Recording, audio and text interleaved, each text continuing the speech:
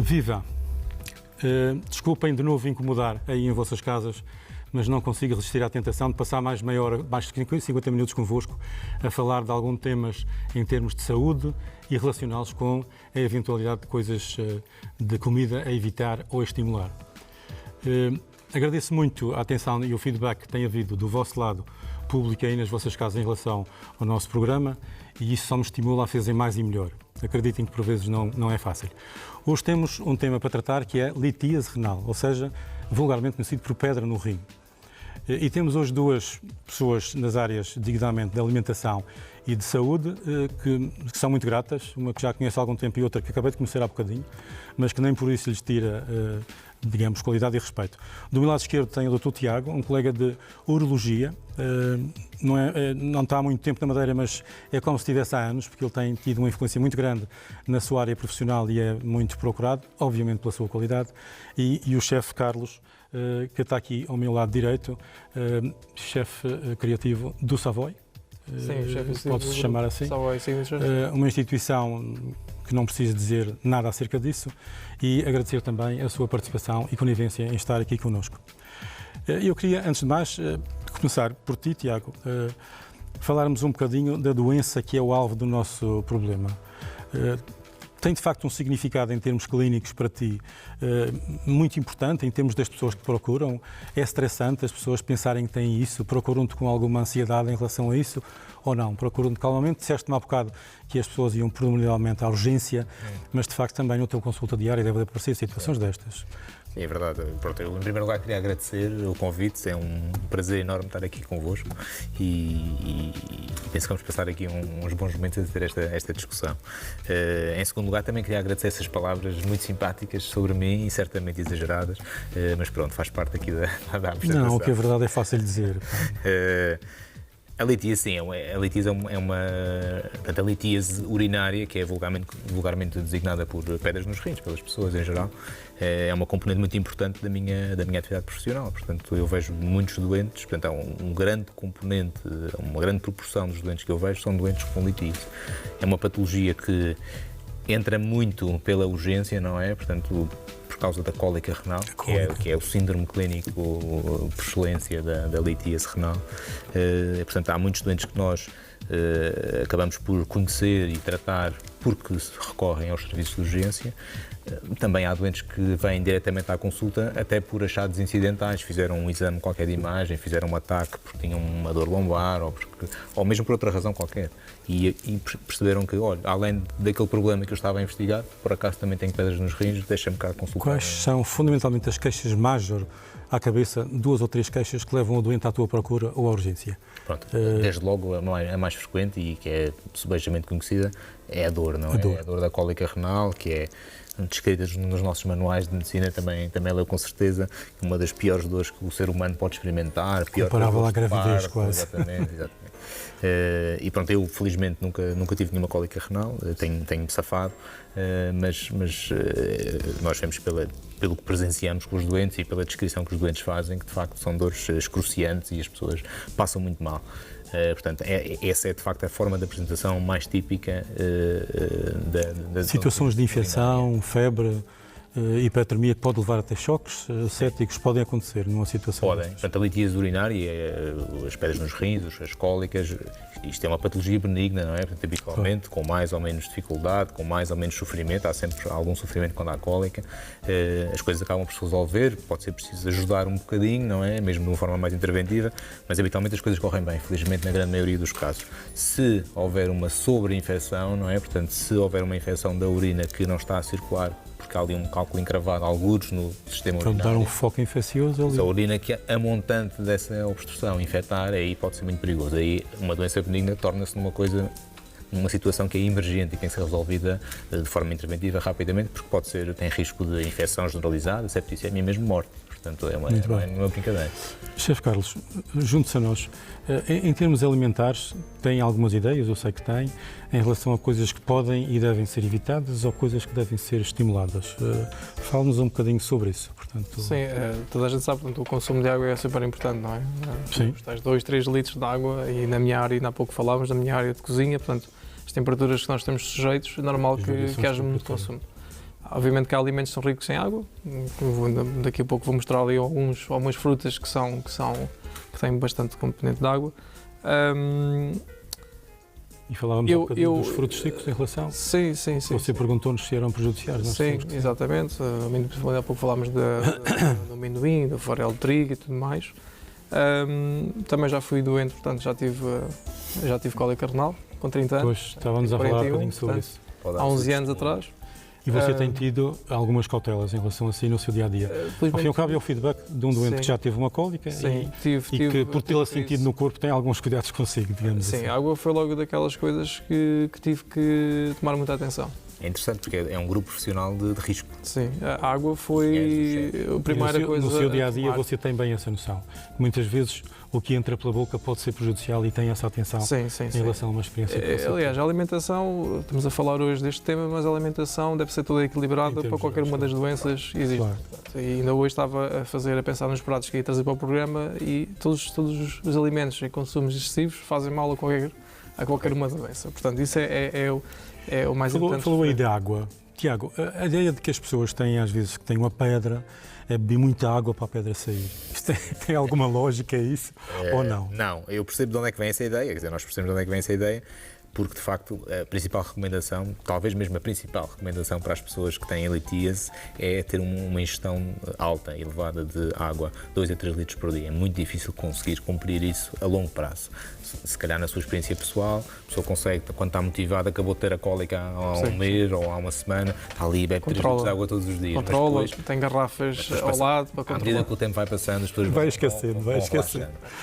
Mas quando as pessoas têm cólica renal, a cólica renal, pronto, muitas pessoas não sabem, não é a presença da pedra que provoca a dor, é a obstrução que a pedra provoca. Portanto, há um fluxo de urina que é interrompido, é como pôr uma barragem no rio, não é? Que obstrói para cima. Tudo o que está para cima, tudo o que está a montante, dilata. Portanto, o rim continua a produzir. E diz-me uma coisa, o surrar da pedra com o urteiro também é doloroso, portanto, eu pelo menos tinha essa ideia.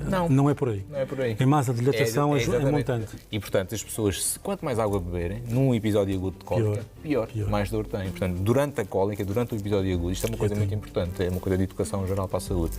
Durante um episódio agudo de cólica, não beber água. Restrição hídrica é uma das principais. No seu dia-a-dia fora da cólica. Quando acabar a cólica, o máximo de água que conseguirem, 3 litros, manter um débito urinário de 2,5 litros, que é muito difícil. O chefe, tendo a experiência da patologia, é difícil manter, de facto, a ingesta de 2 a 3 litros de água por dia. Portanto, é importante pensar também que não é só água que se bebe. Tudo tem água no nosso dia-a-dia, obviamente. Por exemplo, mas, de qualquer maneira, manter um ritmo desses é complicado. Quando chega a altura do verão, eu vou dar melancia. Eu estrago um prato de melancia, eu vou dar melancia.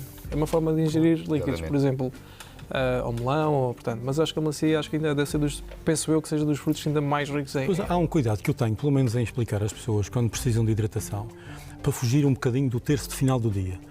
Particularmente nos homens também, mas também nas mulheres, porque senão depois à noite é um inferno, estão sempre a se levantar para ir à casa de banho. Tem lógica isto? Sim, isso interliga muito com a minha especialidade, porque eu também vejo muitos doentes que vão à consulta porque se levantam muitas vezes à noite para fazer isto. Exatamente, sim. Portanto, tem lógica dizer, olha, depois das 6 da tarde é melhor reduzir um bocadinho. Geralmente, à volta de 4 horas antes da hora de se deitar. Reduzir ao máximo a ingestão, porque senão é um verdadeiro inferno. Mas não prejudicando a quantidade total. Portanto, redistribuir os líquidos para bebê-los mais cedo. Ora bem, eu antes de passarmos ali para a cozinha, eu queria contar uma história. Eu tenho 63 anos e não estou a ficar xoxé, não estou de bandeira nenhuma. E este cordão que aqui tem uma história engraçada. Eu, de férias no Porto Santo, há cerca de 2 semanas, cruzei-me com uma amiga minha de 5 anos, que não conhecia de parte nenhuma, filha de um casal, meu amigo, e que, sentando-se à frente na mesa de jantar, ela olha para mim e diz assim, deixas-me fazer um colar para ti. Ela estava a fazer colares com elásticos e pedrinhas. E eu disse, está bem. E ela de imediato veio medir o pescoço e começou a fazer. E depois ofereceu-me o colar. E eu pensei, o tema do programa que vamos conversar é pedra no rim. Se calhar faz lógica para as pessoas lá em casa não esquecerem que a pedra pode estar no rim. Portanto, foi trazer este colar um bocadinho no sentido de estimular a mensagem do tema do programa. Achei muita piada nisto e a miúda fez-me prometer, que eu disse que ia falar do programa, ela fez-me prometer que eu ia usar o colar quando falasse no programa e depois ia dizer quando é que o programa passava. Estas coisas engraçadas que a gente às vezes tropeça na vida e que não valoriza muito, mas que depois têm a sua a sua piada. Em termos de fim de conversa, antes de irmos para ali, onde vamos vigiar as funções do chefe, a fazer algumas interpelações, perguntar-te se isto tem estas coisas de lítiase no rim, e não é para assustá-lo, chefe Carlos. Uma vez litiásico, é quase como os depressivos. Uma vez depressivo, sempre depressivo. Uma vez litíase renal, pode vir a ter, ou é candidato a ter uma litíase renal. Sim, E em que percentagem, mais ou menos? A taxa de recorrência é muito grande. Para primeiros episódios de cólica renal, a taxa de recidiva aos 10 anos, mais ou menos, é de cerca de 50%. É um bocadinho como mandar uma moeda ao ar. Mesmo tendo os cuidados todos? Mesmo com cuidados. Claro que se tiver cuidados reduz essa taxa. Não é? Pronto, isto são estatísticas feitas com milhares de doentes, não é? No caso individual é sempre, é um caso particular. Mas se estendermos este intervalo mais tempo, 15 anos, 20 anos, a percentagem sobe. Portanto, é muito frequente a recorrência da cólica. Ok. Vamos passar para outra fase do programa, porque senão daqui a bocado estão a puxar as orelhas. Vamos para ali então, falar um bocadinho consigo, a trabalhar, e eu vou continuar a conversa com o Tiago em relação a alguns temas do nosso programa.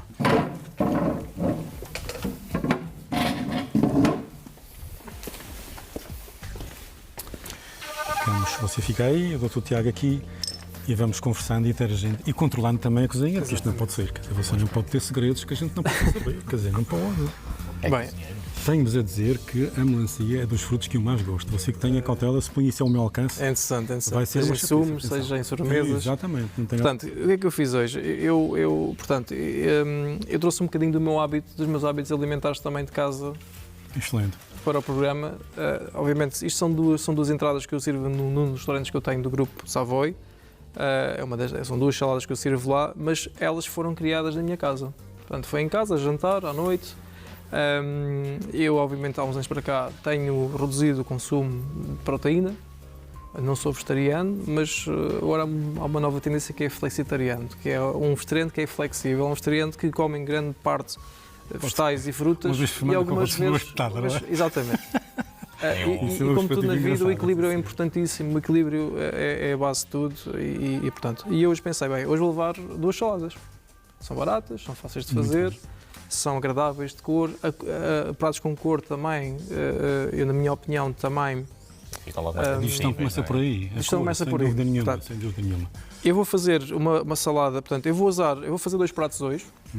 Eu vou colocar os 2 pratos no mesmo prato e depois nós provamos. Mas vou fazer assim. Você, no seu dia-a-dia, é um jovem ainda, mas considera-se ainda criativo, portanto, está sempre a criar. Sim. É das coisas que eu me lamento um bocadinho na minha profissão e na tua também, Tiago. Nós não temos grande margem para criatividade. Estamos padronizados, quer dizer, é uma técnica cirúrgica que está standardizada, é um tratamento médico que está standardizado, onde a gente pode inovar um bocadinho, de facto, na relação médico-doente. E aí sim, podemos pôr o nosso cunho pessoal. Mas esta malta da cozinha pode inovar, quer dizer... Mas ninguém quer um criativo a operá-lo. Sim, está bem, isso é verdade, sem dúvida. Mas você sente-se com capacidade diária, constante, de fazer coisas novas, de inovar, de não ser o ramo do dia-a-dia? Sim. Eu vim para a cozinha, eu aos 7 anos queria ser cozinheiro. Eu decidi aos 7 anos que queria ser cozinheiro. Também não jogava bem futebol, portanto, quis ser cozinheiro.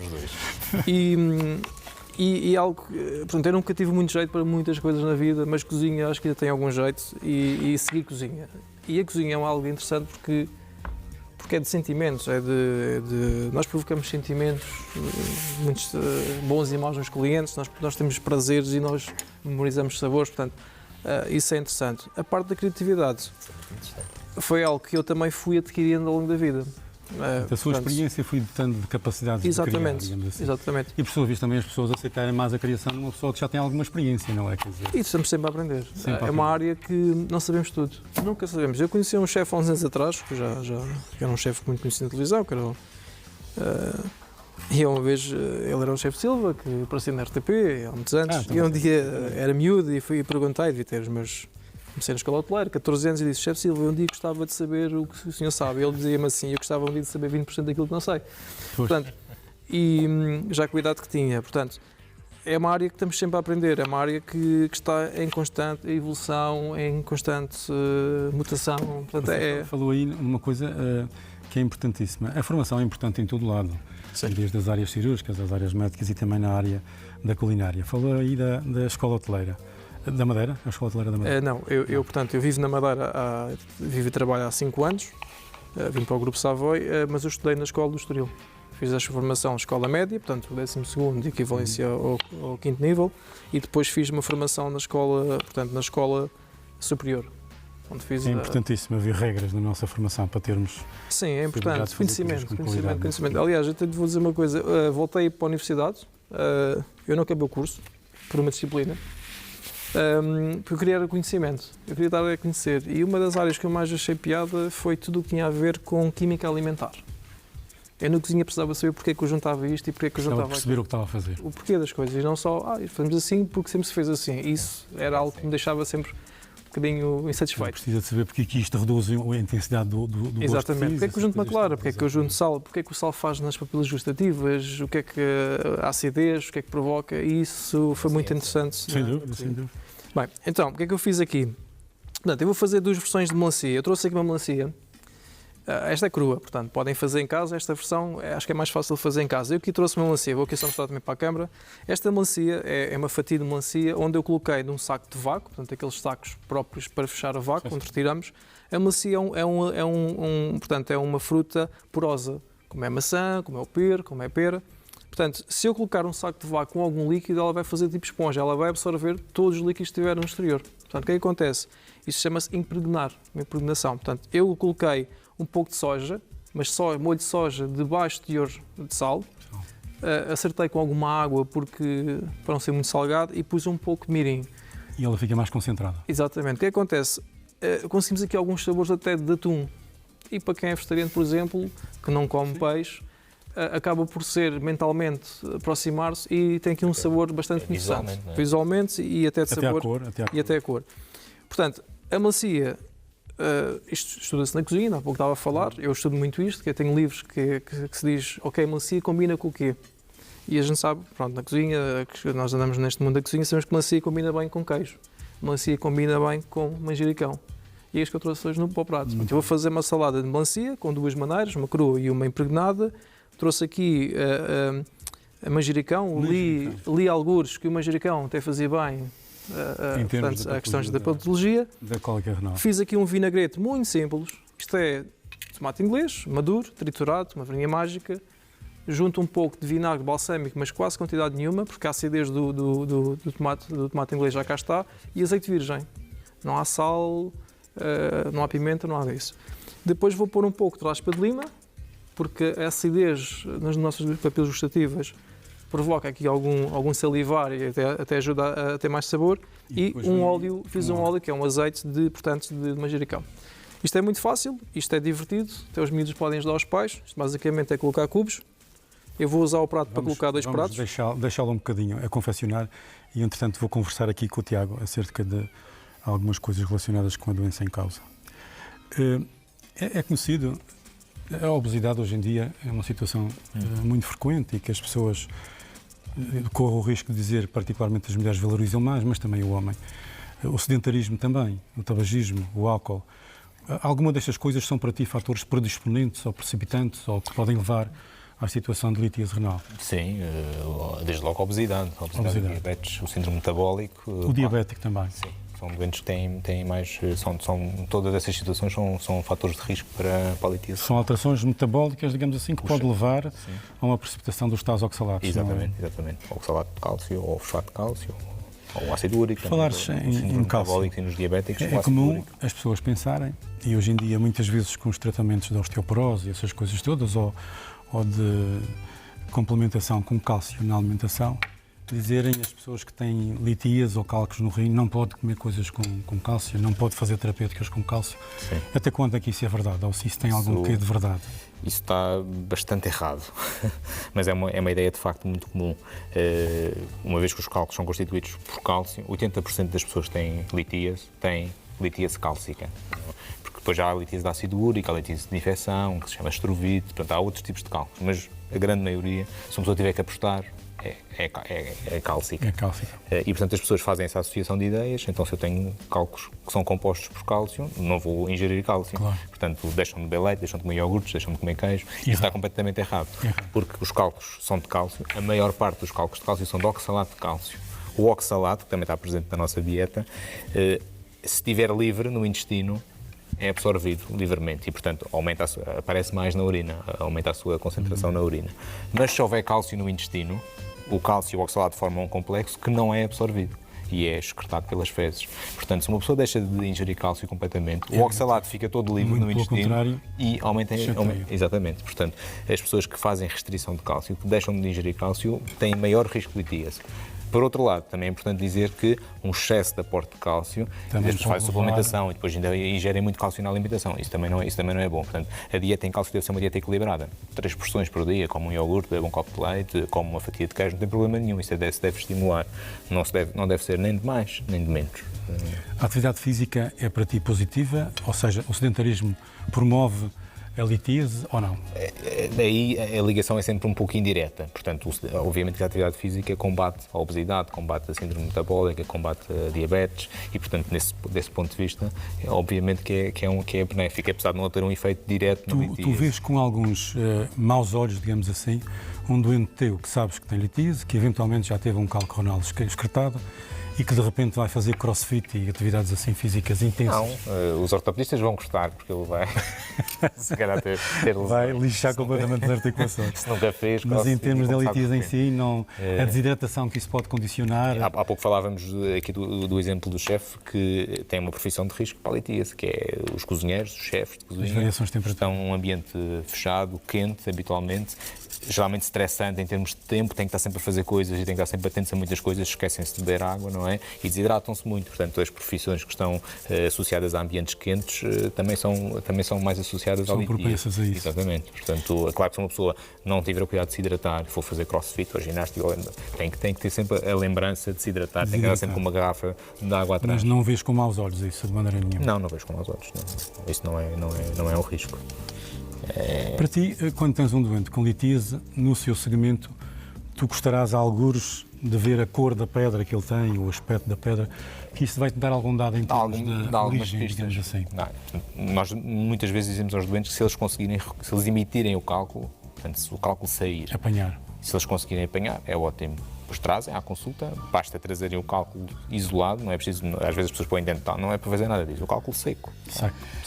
E analisa-se a constituição do cálculo e isso pode dar uma dica para a razão pela qual a litíase aconteceu. Uma coisa, um cálculo renal que se excretou e que se faz um exame posterior com urografia ou TAC ou lá o que seja e não se acompanha de mais nada, trata-se apenas de um segmento preventivo com alguns conselhos gerais para o futuro. Sim, pronto, aí é importante a tal análise do cálculo, porque consoante o tipo de litíase também se adequa o tipo de conselho e as medidas preventivas são diferentes. Portanto, é importante ter o máximo de informação possível sobre o caso individual. Portanto, o aspecto do cálculo é importante para ti, no segmento e tratamento do doente. Por exemplo, os cálculos de cálcio são mais escuros, geralmente são assim pretos ou castanhos escuros. Os cálculos de ácido úrico são mais dourados. Mais dourados, exatamente. Pronto, isso é logo uma pista. Eu passei um cálculo e era assim uma coisa douradinha.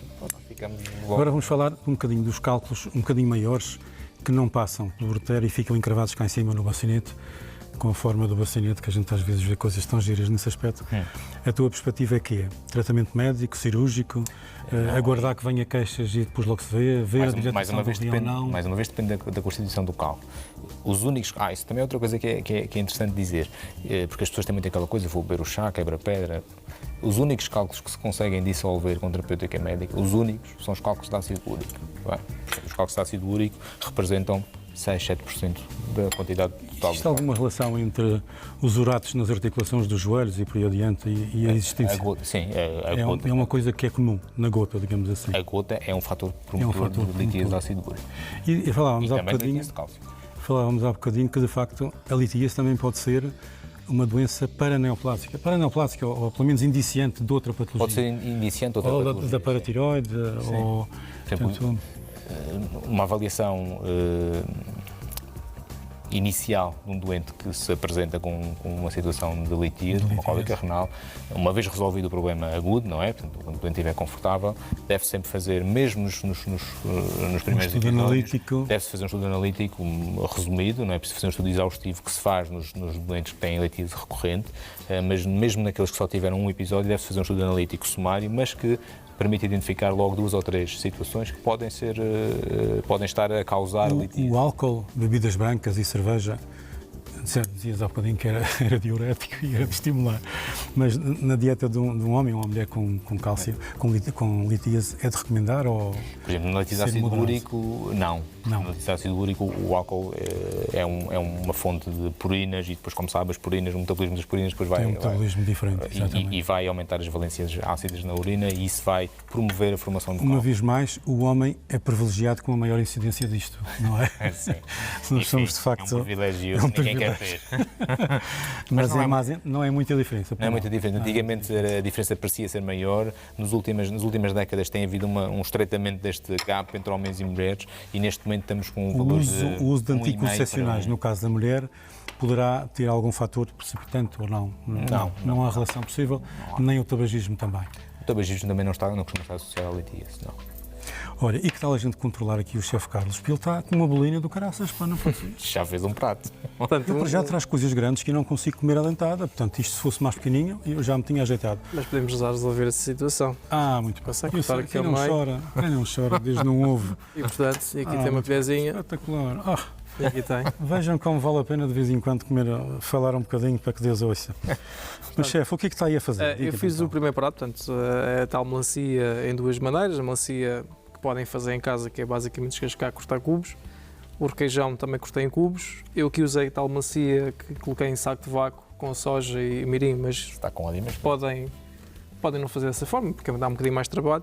Isto é um prato que é giro até fazer com os filhos em casa, porque isto é cortar em cubos e fazer um puzzle e até divertido. Isso é queijo do santo, aquele que você disse? Sim, portanto o requeijão, o vinagrete que ainda há pouco falei, que é o sumo do tomate, portanto tomate inglês. Como é que faz o sumo? Uma varinha mágica, trituras de polpa e junto um pouco de azeite. Para não estragar. Muito bem. Isto depois estando aberto, um pouco de raspa de lima. Exatamente. Os rebentos, portanto, aqui são rebentos de manjericão. Isto é bastante fresco, é uma salada simples, fresca e com acidez. E cada cubo a ideia é que cada cubo seja um sabor diferente e cada cubo como se complementa o sabor. Assim faz da variação de aspecto, uma variação de gosto também. Exatamente. O segundo prato que agora vou fazer, que eu também vou colocar, portanto, do outro lado do prato, porque assim vamos provar e assim já provamos dois pratos. Eu trago aqui abóbora, portanto, uma abóbora que assámos, portanto, foi uma abóbora assada. No forno. Cortei, assei, temperei com um pouco de alho, orégãos. Azeite em cima? Azeite. Um bocadinho de azeite. E sal, não coloquei nada de sal. Eu hoje não usei nada aqui de sal nos pratos. Nos teus cozinhados privilegia azeite virgem, extra virgem? Depende. Se for para temperar a cru, tem que ser extra virgem. Extra virgem. Tem os aromas, tudo isso. Se for para cozinharem, tem que ter uma temperatura. Nós vamos colocar o azeite numa temperatura a mais de 60 graus, todos os compostos voláteis, aromas vão desaparecer. Portanto, convém usar um azeite de menor qualidade porque os compostos voláteis vão sair. Portanto, nós vamos ter uma gordura apenas. Claro, não serve nada usar. É gastar dinheiro. Basicamente, eu costumo dizer. Sal não aparece aí? Sal não. Obviamente que nós utilizamos sal nas cozinhas, não vou dizer que não utilizo, mas obviamente que também cada vez mais reduz o sal nas cozinhas. Isso é uma prática corrente. Isso é uma prática. E há muitas formas de reduzir através de ervas aromáticas, através de certos alimentos que são ricos em umami, no caso também berinjelas, tomate, os cogumelos. Portanto, há alguns alimentos que nos ajudam a substituir o sal. O sal, como nós conhecemos, de forma... é moda, e eu não sou muito adepto disso, que é os legumes na brasa. Para não ter condimentos nenhuns, nem de azeites, nem coisíssima nenhuma, vão à brasa com berinjela, com isto, com aquilo.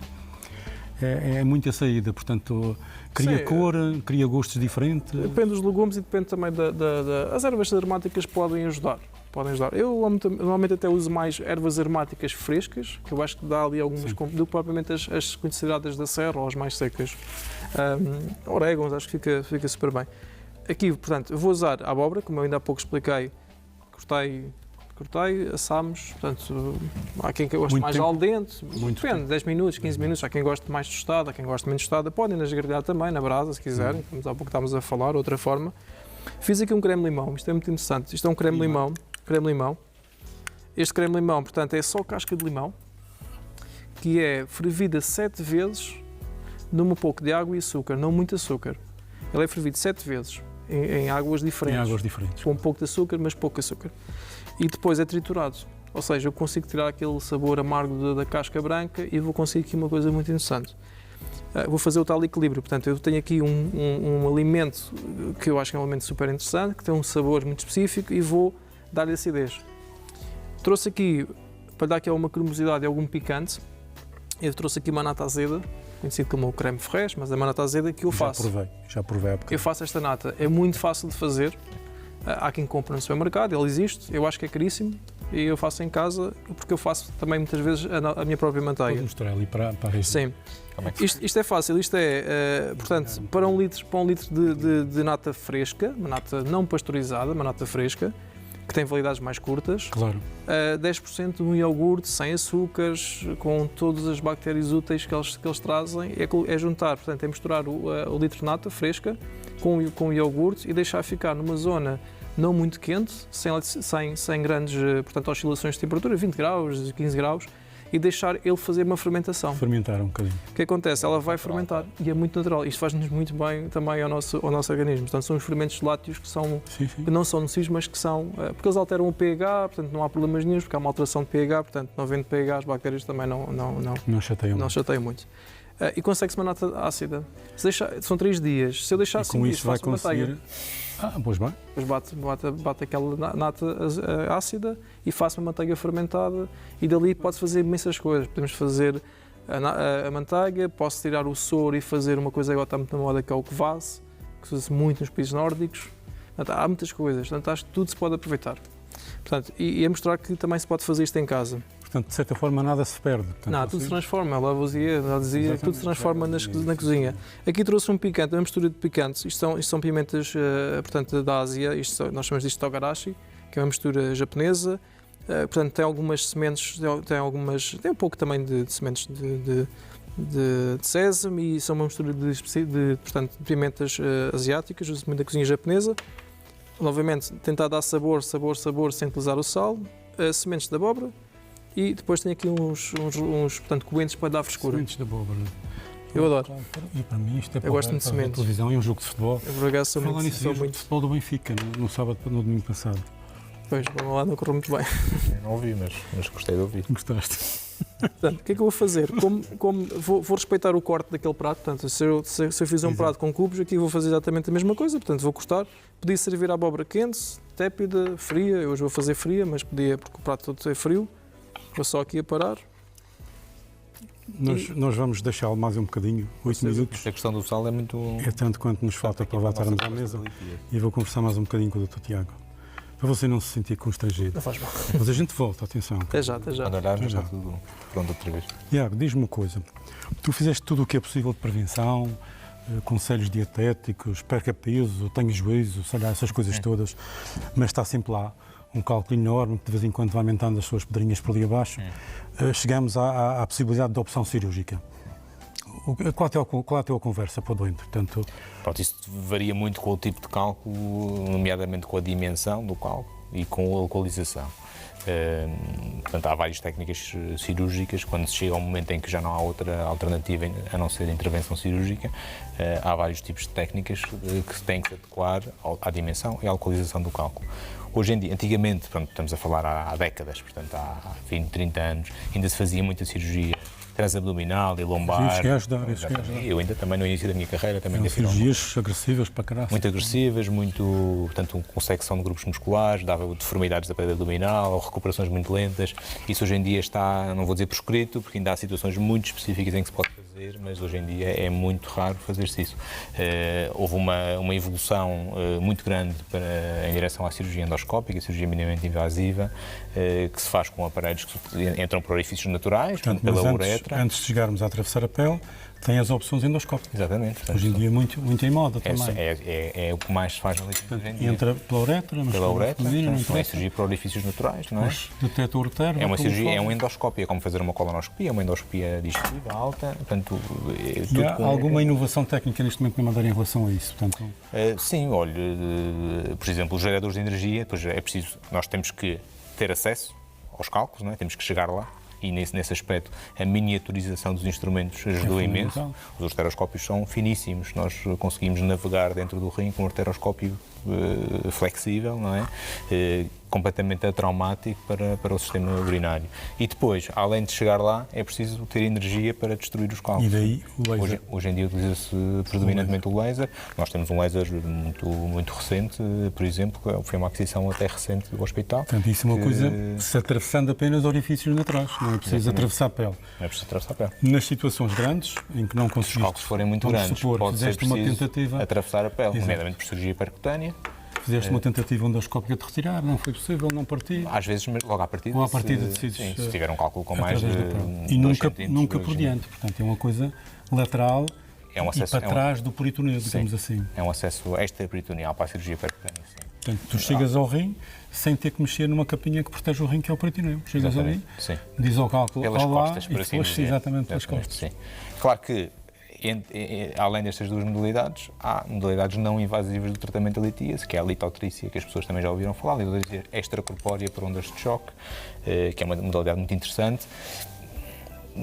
Arrisco dizer que temos caminhado um pouco para longe da litotrícia, que tem-se apostado muito na cirurgia endoscópica hoje em dia. Hoje em dia é possível tratar situações de litíase por via endoscópica, que antigamente não era, porque não havia equipamentos, não havia ureteroscópios tão bons. Portanto, é aceitável a litotrícia, mas havendo outras alternativas, se calhar... Às vezes é quase uma questão de opinião pessoal, mas de facto a cirurgia endoscópica... Em termos de retoma do trabalho e essas coisas todas, é semelhante uma coisa e outra. Bem, a litotrícia é uma técnica que se faz em ambulatório, a pessoa faz o tratamento e vai para casa, não é? Mas pode precisar de várias sessões de tratamento e pode chegar ao fim das sessões, 3 ou 4, as que forem necessárias, para chegar à conclusão que o cálculo não fragmentou e que tem que fazer uma cirurgia endoscópica. Por falar em trabalho, a litíase, de uma forma geral, na crise, obviamente, que é incapacitante e a pessoa tem que ficar de baixa, e o resto do tempo não, portanto, continua a trabalhar, é estimulada a voltar à sua vida normal. Stress do dia-a-dia, essas coisas todas. Completamente. Portanto, não é uma doença que tenha altos tempos de baixas, essas Habitualmente coisas. Habitualmente não. A litíase é essencialmente assintomática, exceto nos momentos em que as pessoas têm cólica renal, não é? Quando têm cólica é porque algum cálculo se deslocou e provocou uma obstrução ao fluxo urinário e aí a pessoa tem cólica. Só para eu fazer contas à minha vida, que eu vou com 63 anos, a litíase é mais frequente em que idade? O primeiro episódio, 30, 40, portanto... Já passei. Mas não é impossível. Não é impossível. Não é impossível. Mais 30. Falta o segundo episódio. Tem havido uma certa diminuição da idade de início dos episódios. Nas pessoas abaixo de 20 anos, muito complicado isso acontecer. É difícil. Não é frequente. Mas acontece. Pode-se dizer que existem algumas situações em que o caráter genético pode estar presente.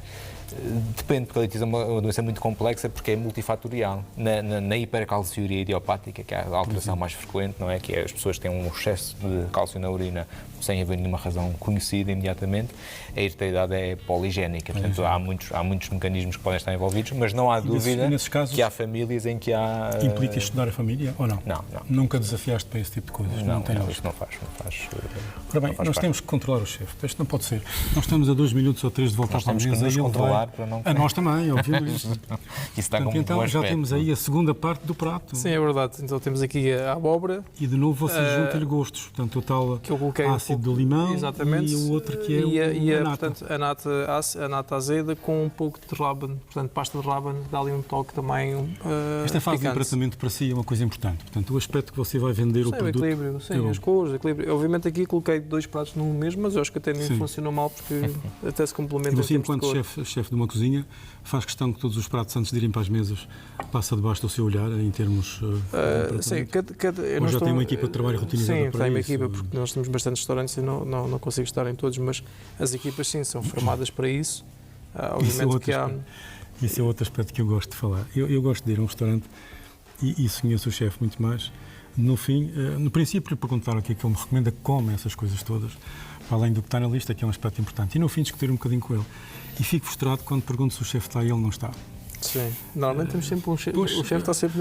Posso não ser eu, mas está sempre um chefe do restaurante. Está sempre alguém que pode informar. Eu lembro-me de uma vez que fui a um restaurante muito giro e muito bem e comi um prato espetacular de risoto com um pato, não sei de quê. Entretanto, no fim, queria dar as felicitações ao chefe, mas ele não estava lá. Bom, está na hora de voltarmos... Até as nossas cozinhas todas são à frente dos clientes. Os clientes conseguem sempre ver a cozinha. Eu faço questão disso, porque até cria...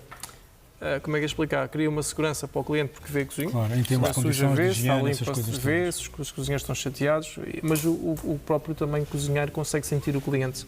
Exato. E consegue sentir a frustração, o agradecimento, tudo. Portanto, eu acho que... Deixa-me ver qual é o prato que está mais bem servido. Eu acho que Este parece-me que é o que está mais bem servido e eu vou levar por causa das coisas. Eu vou tirar um ao E vamos voltar aqui à mesa.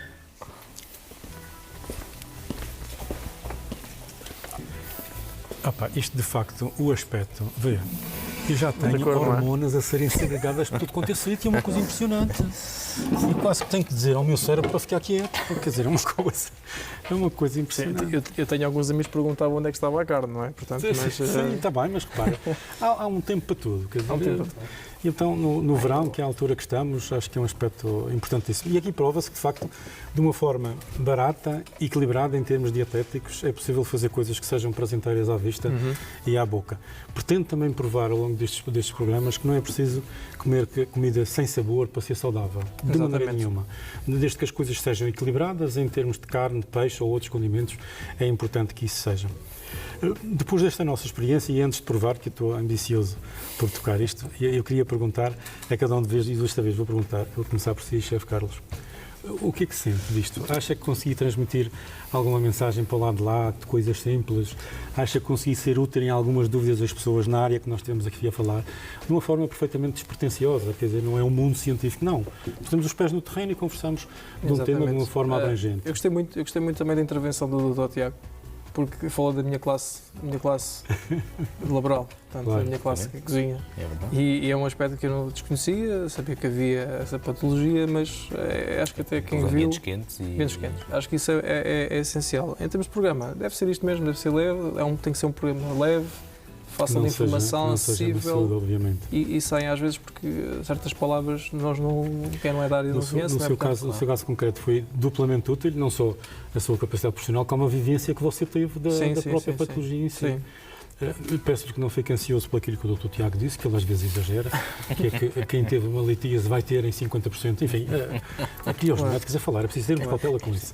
Fazer as medidas preventivas é um aspecto importante.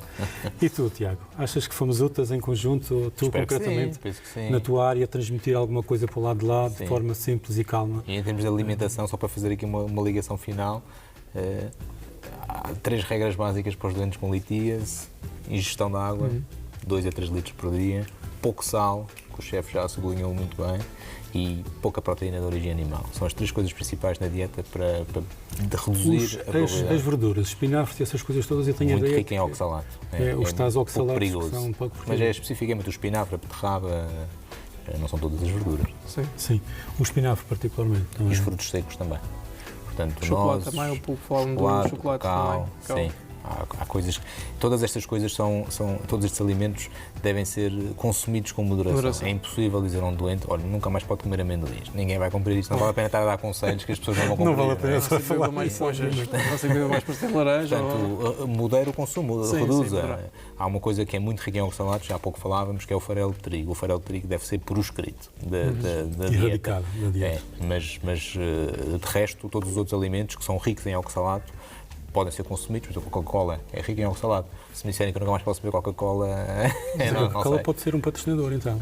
Pela sua riqueza em oxalatos, pode ter um patrocinador da litíase. Sim, a Coca-Cola não tem nada a ver com a marca. A Coca-Cola e as bebidas de cola. Não é? Olha, um aspecto importante a esclarecer, prático, e que às vezes as pessoas ficam confundidas, é o urologista, que é a tua especialidade. É apenas médico de mulheres, dos homens ou dos dois? Isso é muito engraçado. Não, há muitas pessoas que fazem essa questão e que mostram surpresas. Dizem, mas urologista, mas eu sou mulher, não posso ser um urologista, mas o urologista é um especialista do aparelho urinário e genital masculino, não é reprodutor masculino.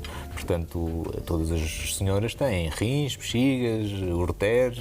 Portanto, que fique bem claro que o urologista é um tratador de homem e de mulher. Sim, eu tenho doentes de ambos os sexos. Em relação às potenciais tratamentos cirúrgicos ou endoscópicos, digamos assim, há alguma diferença no coeficiente de dificuldade no homem e na mulher pelas características diferentes da uretra? Tem aquele bocadinho de uretra que tens que atravessar. Há coisas que são mais fáceis no homem e outras mais fáceis na mulher.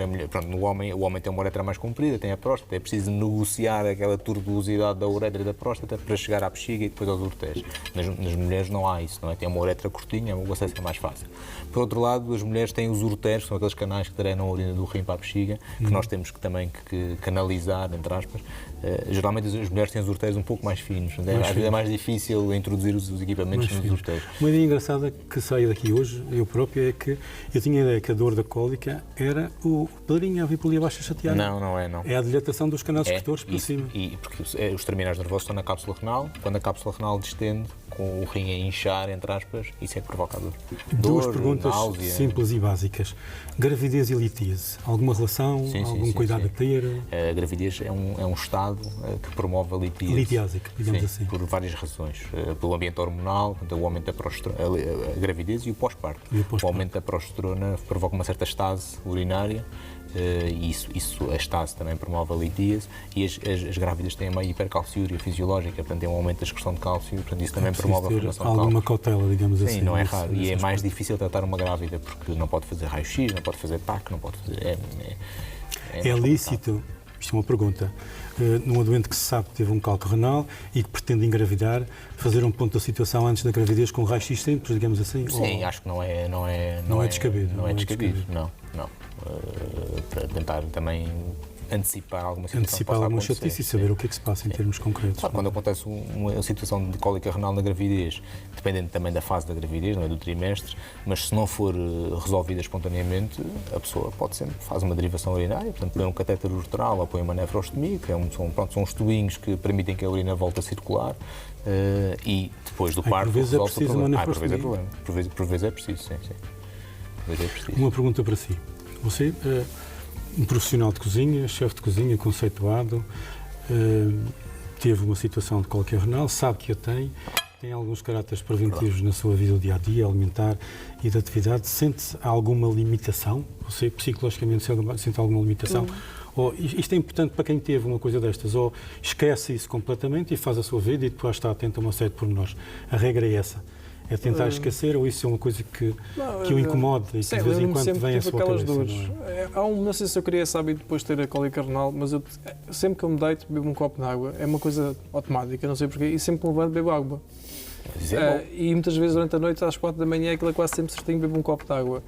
Mas vou antecipar que esse hábito se calhar vai ter que mudar depois quando envelhecer. Depois, se beber sempre um copo de água quando se deitar, vai-se levantar mais vezes para fazer mas é algo que eu, não sei se isso aconteceu depois de ter a cólica renal, mas é um hábito que tem há alguns anos.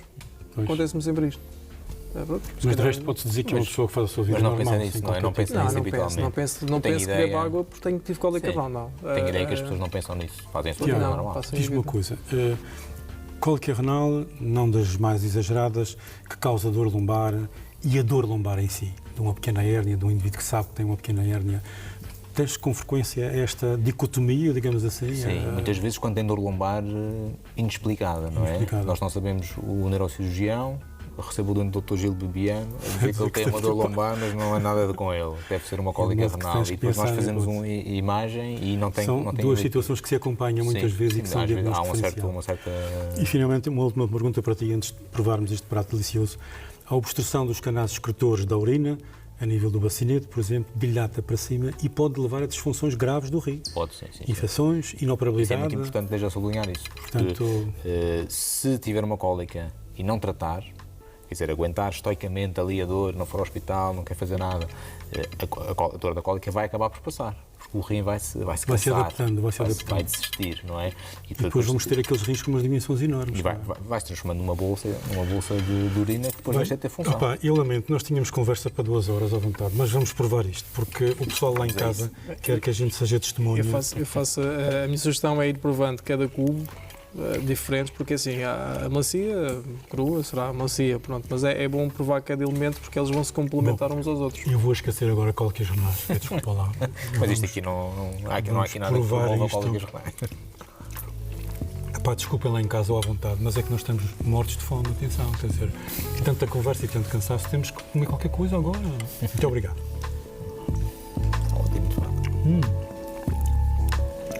E diria que gastamos aqui o quê? 30 euros para fazer este prato? Não, mais. 15, 20 euros faz-se uma festa, não é? Muito pouco.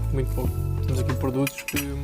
Aí em casa, eu convido sempre as pessoas aprenderem a fazer um dia diferente ao longo da semana. Desde logo a confecção de um prato especial, meter-se no carro com os filhotes e ir ao Porto Muniz com umas sandes de pão de forma, que é barato, gasta 20 euros e faz um dia diferente. É importante nós aprendermos isso.